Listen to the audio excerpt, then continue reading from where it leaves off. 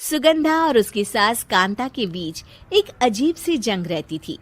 ये जंग थी किचन में कौन ज्यादा अच्छा काम करेगा और घर के सदस्यों के दिल जीतेगा। और उनकी इस जंग में हमेशा कुर्बान होते थे उनके दोनों पति। कैसे? आइए देखते हैं इस किचन पॉलिटिक्स की कहानी में। एक दिन किचन में, माँ जी, आज मैं बना रही हूँ मेथी की सब्जी। इस खाने से घर वालों के पेट की सारी समस्या खत्म हो जाएगी। और मैं बना रही हूँ तड़के वाली छाछ, जिसे पीते ही गैस की समस्या कभी नहीं होगी। दोनों अपने अपने खाने को लेकर टेबल पर पहुंच जाती हैं। तभी सुगंधा के ससुर उसकी बनाई सब्जी की तारीफ कर देते हैं। अरे वाह, मेथी की सब्जी भी बनी है, बड़ी ही स्वादिष्ट है। वाह बहू वाह। अरे बहू, लेकिन इसमें इतनी सारी मेथी बर्बाद करने की क्या जरूरत थी? देखिए माँ जी, ये तो वो मेथी है जो आप रात में भिगोकर सुबह उसका पानी पीती हैं, और जो मेथी फेंक देती हैं उसी से मैंने ये सब्जी बनाई है।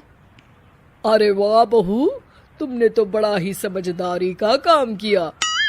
बस अब क्या था, कांता जी का तो मानो ये सुनकर खून ही सूख गया।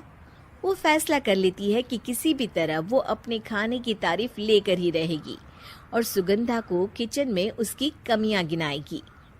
कांता फ्रिज खोलकर देख रही होती है और फिर सुगंधा से कहती है, अरे बहू, ये क्या, पूरा फ्रिज गंदा पड़ा है। तभी वहाँ सुगंधा का पति आ जाता है। वो सुगंधा को डांट कर कहता है, सुगंधा, तुम्हें कितनी बार कह रखा है कि वायरस फैल रहा है, साफ सफाई का पूरा ख्याल रखना है, लेकिन तुम किचन में इतनी गंदगी रखोगी तो कैसे चलेगा। सुगंधा सास की तरफ देखती है जहाँ वो मुस्कुरा रही होती है। सुगंधा समझ जाती है कि सास ने उससे बदला लेने के लिए ये सब किया है। दोनों रात के खाने की तैयारी में लग जाती हैं। दोनों ना एक दूसरे की तरफ देखती हैं और ना ही एक दूसरे से बातें करती हैं। रात को खाने की टेबल पर एक एक कर दोनों कई तरह के अलग अलग व्यंजन टेबल पर लगा देती हैं और अपने अपने पति के पास जाकर खड़ी हो जाती हैं। अरे खाइए जी खाइए, मैंने बड़ी मेहनत से बनाया है। प्लेट में वो खाना डालती हैं।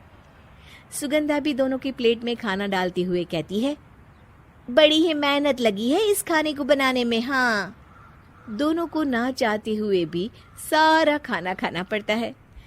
कहीं दही तो कहीं मलाई तो कहीं मसाला।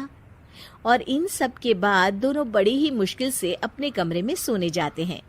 लेकिन अगली सुबह सुगंधा का पति चिल्ला रहा होता है, हाय रे, हाय मेरा तो पेट खराब हो गया, हाय माँ बहुत दर्द हो रहा है। तो वहीं कांता के कमरे से भी कुछ ऐसी ही आवाज आने लगती है। हे भगवान, इस सास बहू की लड़ाई हमारी जान लेकर रहेगी। जाओ कोई डॉक्टर को बुला कर लाओ। डॉक्टर आते हैं। दोनों को देखकर कांता और सुगंधा से कहते हैं, देखिए, आप दोनों इन्हें खाने में हल्का ही दीजिएगा। हो सके तो रात का खाना जल्दी खाया करे और वॉक किया करे। इतना कहकर डॉक्टर वहां से चले जाते हैं। जिसके बाद एक बार फिर से दोनों बहुएं किचन में जाती हैं और खाना बनाने में लग जाती हैं। रात में खाने के टेबल पर दोनों एक बार फिर से खाना लगाने लगती है। पापा जी, मैंने ये पतली मूंग की दाल की खिचड़ी के साथ ये पापड़ और पुदीने की चटनी भी बनाई है। अरे बहू, अभी अभी बेचारे पेट की बीमारी से गुजरे हैं, इतना भारी खाना तो डॉक्टर ने भी मना किया है ना। देखिए, मैंने आप दोनों के लिए सूप बनाया है। और दोनों उन लोगों की प्लेट में खाना डालने लगती हैं।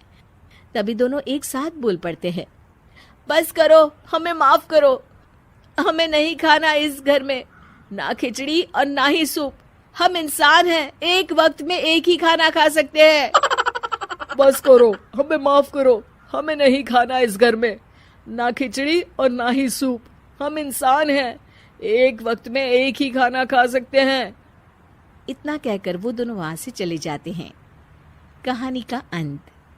आप लोग उम्मीद कर रहे होंगे कि अंत में सब ठीक हो जाएगा। नहीं जनाब, अगर सास बहू के बीच सब ठीक हो जाए तो आप ये सीरीज देखे ही क्यों? तो मजा लीजिए इस चैनल में सास बहू से जुड़ी कहानियों का, क्योंकि ये ऐसा रिश्ता है जिसकी मिठास उसकी खटास में हमेशा ज्यादा ही रहती है।